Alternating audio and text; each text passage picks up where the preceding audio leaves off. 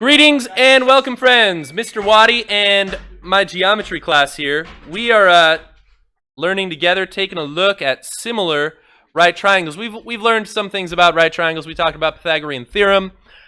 We talked about special right triangles, and it turns out there's some similarity at play within a right triangle when I draw its altitude. And that's what this says, right triangle similarity theorem. If the altitude is drawn, so first of all, what is an altitude? That's the height it connects a point and is perpendicular to the opposite side. There are technically multiple altitudes in a triangle. There are three of them, right?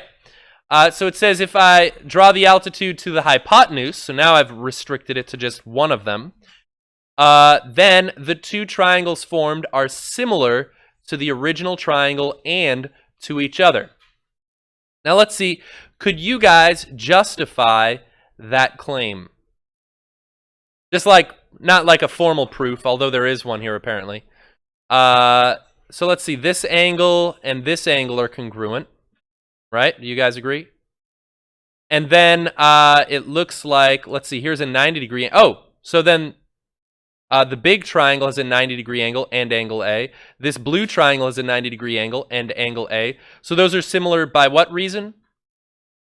Angle, just straight up angle. And how about this little triangle? So this little triangle's got a right angle. This little triangle has angle B in it, right there and right there. The big triangle has angle B in it and a right angle, and therefore these are similar by angle.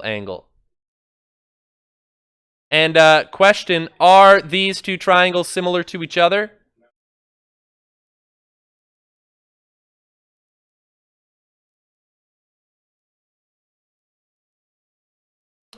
Now guys, check this out. The big triangle had both of those angles.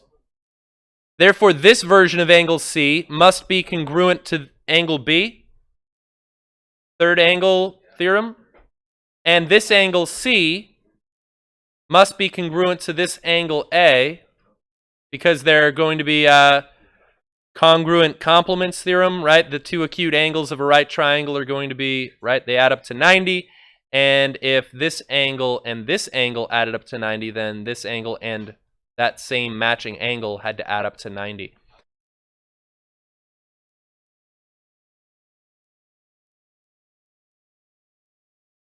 Reflexive, right? Aiden, yeah? I don't know the relationship between the sides, but now that I know these are proportional, I would then conclude, now that I know these all three triangles are similar, I know that their corresponding sides are proportional to one another, is what I would know. All right, so let's jump right in and let's see what happens here. What's up? How can I help?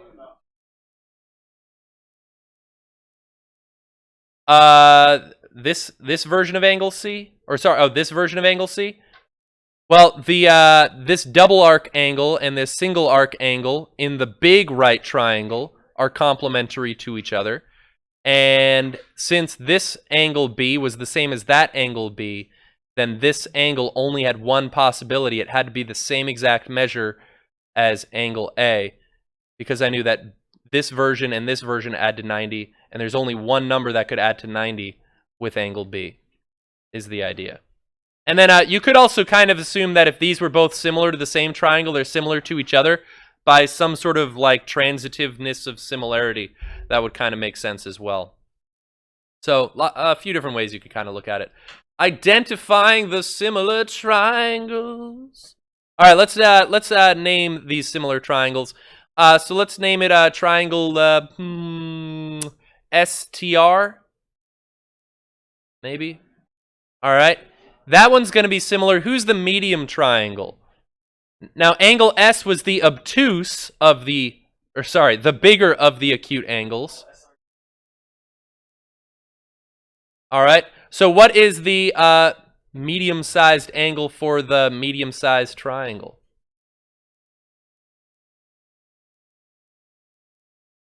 Which angle is congruent to angle S for this medium-sized triangle?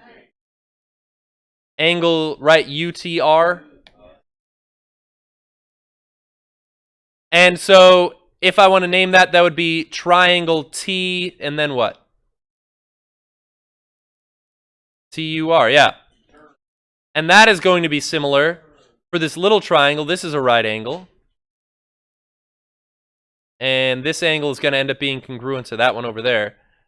So what's the three name? What's the name of that one? What's the little triangle, friends? Correct. All right, so yeah, so you can see that there's relationships there in the triangles, in the similarity and the proportionality. And then I can kind of put those to work for me and do some problems. Let's do some problems, friends. The roof has a cross-section that is a right triangle. The diagram shows the appropriate dimensions of this cross-section. Find the height of the roof. All right, Aiden, you with me? You with me here? Come on, find it. We raised this roof. So the height is the short side of the medium triangle, or I could call it the long leg of the small triangle. I'm going to use the medium triangle, I think. I'm going to say short leg is to hypotenuse as short leg for the big outside triangle, 3.1, is to hypotenuse, which is 6.3. Right? Yeah. Right, so you kind of have to like rearrange these in your brain a little bit. Think about what's going on. And now how could I solve for H? All right, yeah, you guys are fans of the cross multiplying. That's fine, I guess. So let's see, 5.5 times 3.1. I could have also reduced 3.1 into 6.3. So I got 17.05, and now what do I do? Man, good old algebra. I bet if you guys went back and took your algebra final today, you'd do awesome. So divide by 6.3, and I'll get 2.7. I'll go out 3 spaces, 0, 6. And that is an approximation, I guess. There we go. And that is measured technically in meters. There we go. We found the height of the roof. Yes. I wouldn't burn you on it. But yeah, you should do it right, I suppose. All right, tell me, let's see. How about for these two examples, 3 and 4, or these are monitoring progress ones, let's just set up the proportion to solve x. All right, and we'll pause. I'll have you guys do this, and I'll walk around, and I'll see how you do. And our internet friends can listen to some awesome music right now. I'm assuming. Like, that's what... Yeah, try to set up the...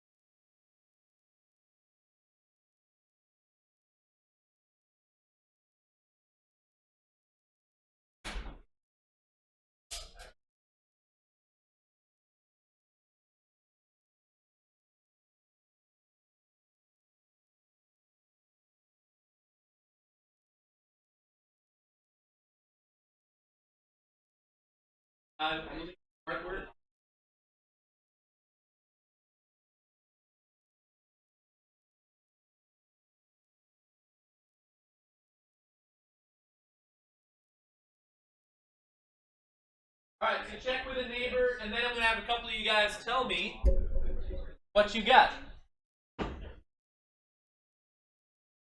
No, I didn't even ask you to solve it. Hi, internet friends. I'm Mr. Waddy. I'm back. This is a commercial break. You should buy things that have the word Waddy written on them.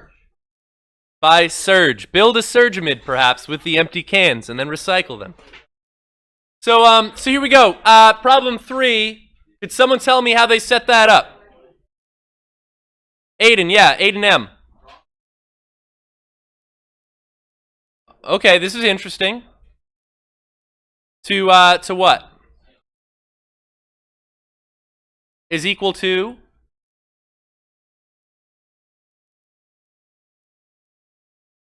All right, so you did. All right, Aiden SD, only one Aiden talking at a time here. So this was medium length to the hypotenuse should equal the medium length to the hypotenuse. All right, I think that works. Did someone else set up a different one, Josh? So you said x over 4, so short leg to hypotenuse of this triangle is equal to who now? Short leg to hypotenuse of the big triangle. Okay. Could I have set up one that had x in both of them? No, actually, nah, it doesn't look like it.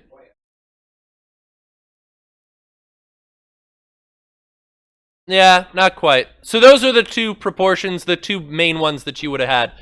Let's see, Tyler's buddies, Tyler and Evan, did you guys get to problem 4? What was the setup that you did?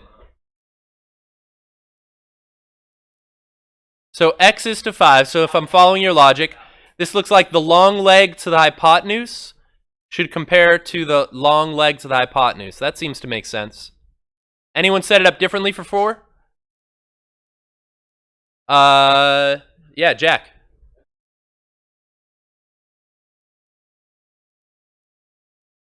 All right, so you did short leg to the hypotenuse of the medium triangle is equal to short leg to the hypotenuse of the big triangle. All right, wow, good job.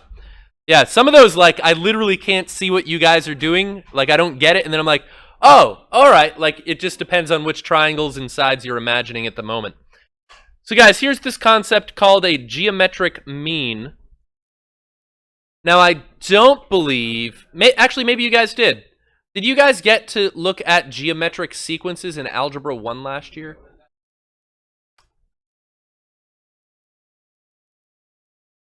Here's a geometric sequence. 1, 2, 4, 8, 16, etc. All right? Ladies and gentlemen. A geometric sequence is a list of numbers in which, between any two consecutive terms, there is a common ratio. So, like, this one is just plain old doubling. Okay, so, and then you could, like, predict, like, the nth term in the sequence, things like that. The geometric mean, you could imagine, what if I didn't tell you the 4 was here? And I was like, what would have gone between the 2 and the 8? And the geometric mean would tell you that number. So let's say I had that. What if I had A, and then some unknown, and then B? Let's just see if this would work. So I'll call this unknown X. And basically I'm saying this, that, I would have actually reversed those. That's fine. To find the common ratio, you divide any two consecutive terms. So my common ratio would have been X over A would equal the common ratio. Or I could have divided these two terms, and I could have said B over X is the common ratio, and the common ratio is always equal to itself. This is logically equivalent to this over here, and that would help me find the geometric mean. Now, when I say the word mean in the mathematical context, what does that mean?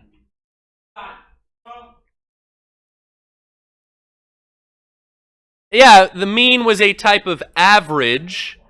Okay, right? Aiden, Evan, guys.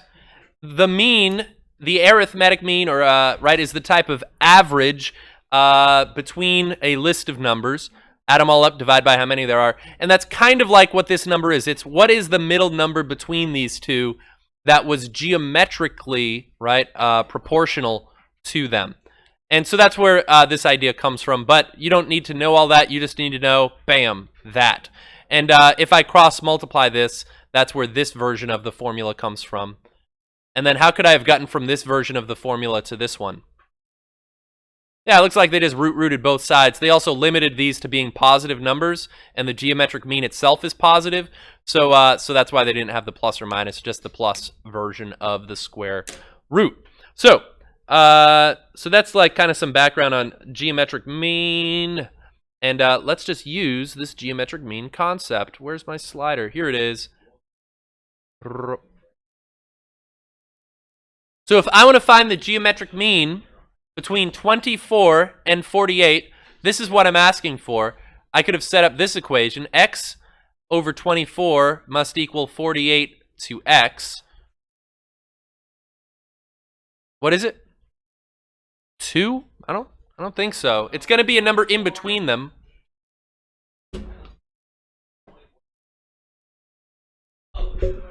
But I'm asking the question, 24 times what would have given me this, and then that multiplied by what would have given me 48. I'm asking, like, what would the number in between have been? Now, 36 is the average of those two numbers. I believe so. I might have made that up. But yeah, I think you're right. But Alyssa, we're looking for the geometric mean. So 24 times what? That would give me some number. And if I multiply by that common ratio again, would give me 48. The way I could solve this is setting up this proportion. And if I cross multiply, I'd have x squared is equal to, oh dear, 48 times 24, friends. That is not on my short list. 1 fitted 2. And then I would root both sides, and they're only interested in the positive one. Second square root of that. And I get 33.941. All right. And what this claims, and you didn't have to think this far, is that I could multiply by some number r that would have actually brought me to both of those. My r looks like a square root there. Yeah, they were just looking for that number. Right? So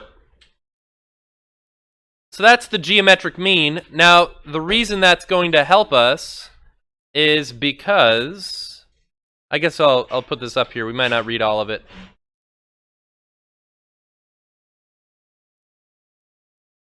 Did I give you guys this on your notes? I don't think I did.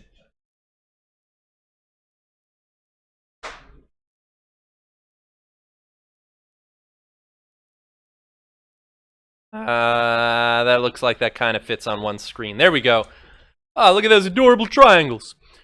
So what this is saying is CD is the geometric mean between AD and BD. All right. Oh, that's why it was green. All right. So CD is the geometric mean between those two, is what this is claiming. All right. It's also claiming that CB, where's my, let's see, CB is the geometric mean. Let's see, here's CB as well. Is the geometric mean between DB and AB. Let's see, so DB and the entire length across. That's crazy sauce. All right. And it's claiming that AC, I'll choose a different color here. So AC is the geometric mean between AB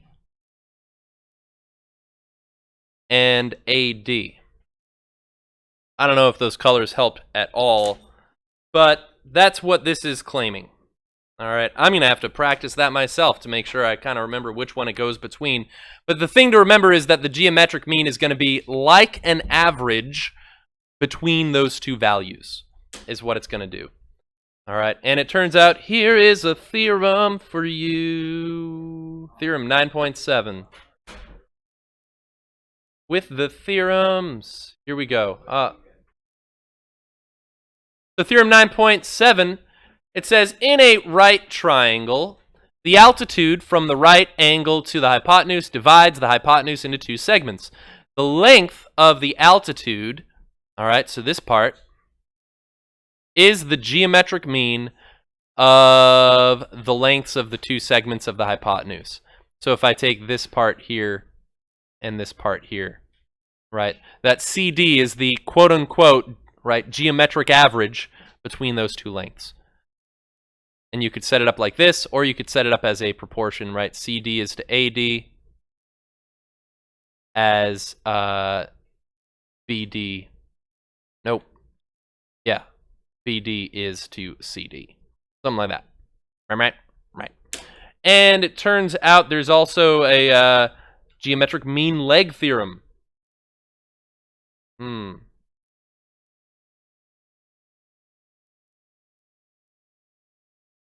Meh. So guys, let's see, what does this one say?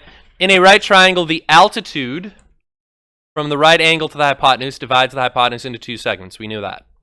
The length of each leg of the original right triangle, so I'm talking about this part, all right, I'll just look at one of them right now, is the geometric mean of the lengths of the hypotenuse, so the entire length across, and the segment of the hypotenuse that is adjacent to that leg.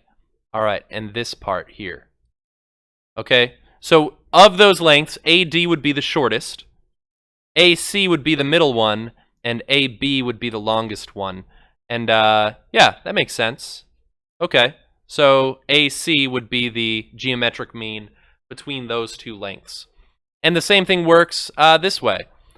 All right, so this leg of the original big right triangle is going to be the geometric mean of this length compared to the whole length across.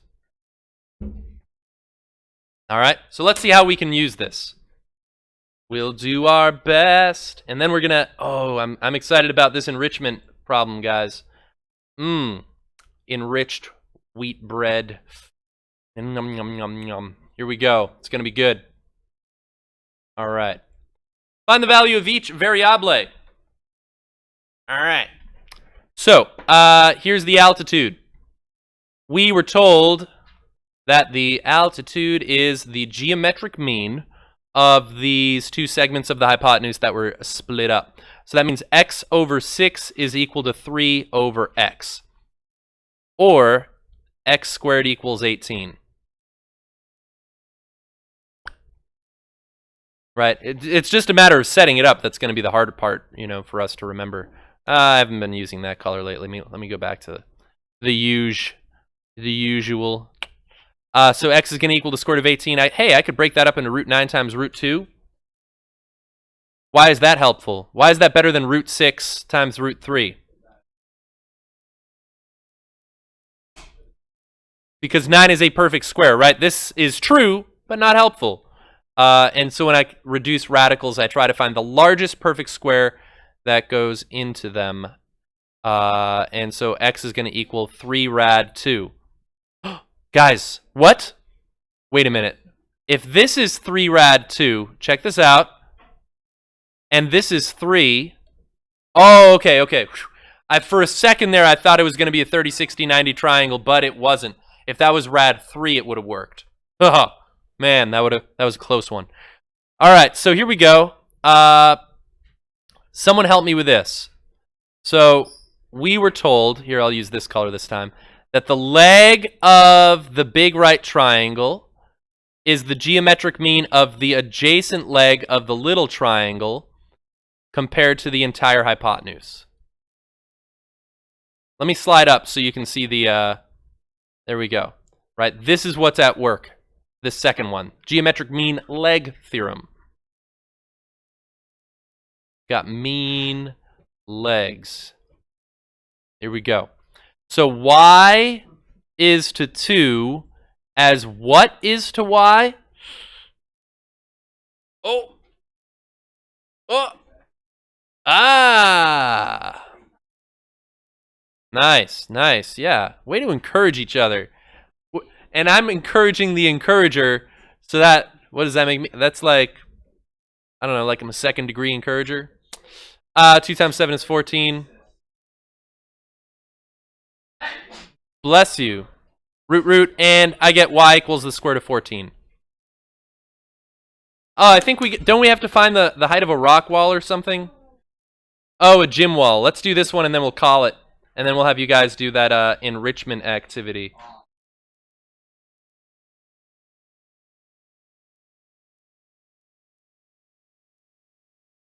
Then you've got a problem. You could use the factory cut. Do PlayStation 4s come in a parallelogram-mozoid box? Like a parallelogram box? Because they're like kind of a parallelogram that's been extruded? I don't know. It would be cool if they did. Yeah. But a parallelogram prism or something? But let's see. To find the cost of installing... Oh! So you have to... Like, this is before we build the rock wall. In your school gymnasium, you need to find the height of the gym wall. You use a cardboard square to line up the top and bottom. All right, so do-do-do-do-doot and do-do-do-do-doot. That makes sense. And then your friend measures the vertical... No. Question, comment?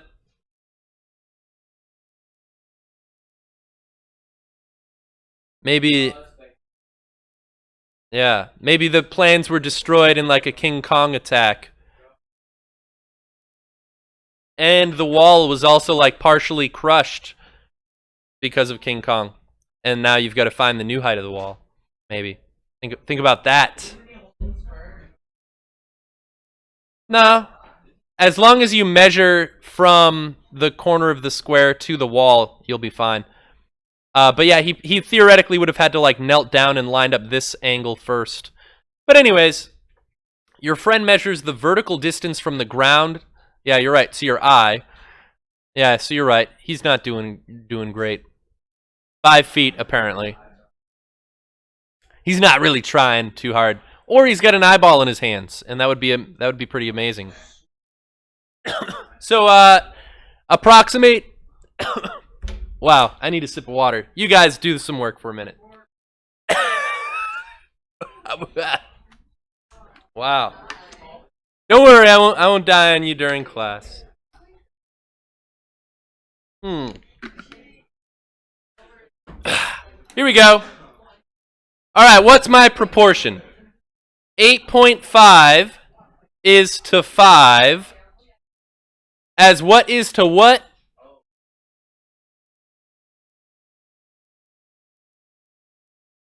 As W is to 8.5. Now, guys, I just want to point out, notice that don't just assume the variable is the one that's going to be the geometric mean all the time. Okay? This time it was the 8.5 that was the geometric mean. So yeah, let's solve this.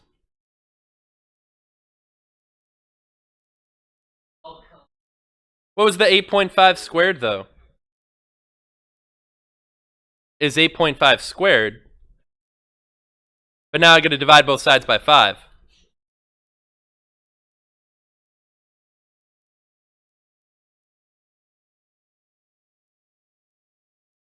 Yeah, 14.45. And what is that measured in? Feet. Is that the height of the wall? Oh yeah, remember when like they were all looking at each other and like, oh yeah, we gotta add the height of the eye, whatever. Right? Yeah, height of the table. So yeah, 5 plus that. And 19.45. There we go. That is. All right. I once was gonna put a rock wall in the addition at my parents' house. We never really got that far. We just built like an 8-foot section and never got to the diagonal. Oh well. Thanks for watching, internet friends. Bye bye.